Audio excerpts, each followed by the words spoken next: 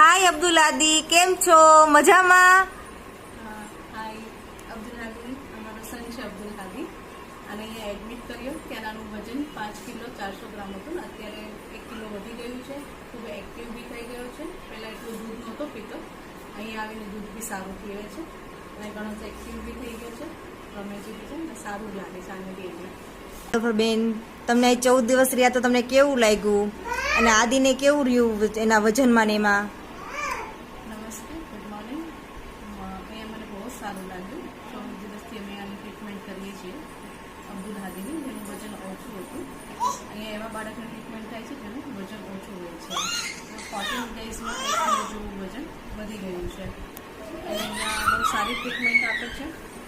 દર 2 કલાકે દૂધ આપે છે, પ્રોટીનવાળું સારું, પ્રોટીનનો પાવડર આપે છે, સારું જમવાનું બી આપે છે, દૂધ ગુણવત્તાવાળું સારું હોય છે. હું અહીંયા આવીને બહુ જ ખુશ છું કે મારા સનનું એટલીસ્ટ અત્યારે 1 કિલો વજન વધી ગયું. 5 કિલો 400 ગ્રામ હતું, અત્યારે 6 કિલો 300 ગ્રામ જેવું થઈ ગયું છે. અહીંયા મને સર્વિસ બી સારી લાગી.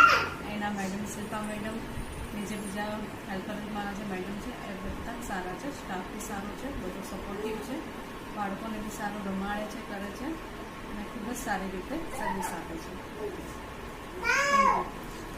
થેન્ક યુ નીલોફર બેન, તમને ખૂબ જ સારું લાગે એના માટે આભાર. અને તમે આવા કોઈ પણ બીજા પેશન્ટને બી કહેતા રહેજો આજુબાજુમાં એરિયામાં, કે જે લોકો, એવું નથી કે આ ગરીબ માટે સેન્ટર છે, તમે જોબ કરો છો તો બી અહીંયા આવ્યા છો.